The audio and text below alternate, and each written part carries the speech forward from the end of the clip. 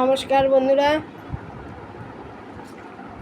আজকে পবিত্র রোপণীর একাদশী শুভেচ্ছা ভালোবাসা সব কিছু রইল।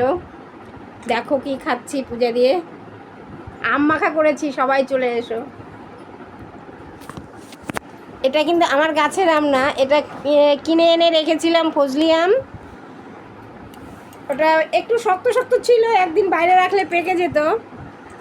তো ছেলেরা তো এই বছর এরকম সেভাবে আম খায়নি, বাইরে রাখতে পারি না কোনো কিছু, আরশোলায় নষ্ট করে, যার জন্য আমি কি করেছি সব ফ্রিজে রেখেছি, ওই রকমই আছে।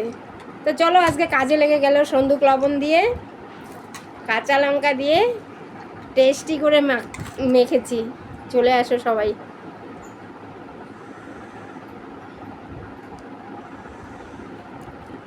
দারুণ হয়েছে।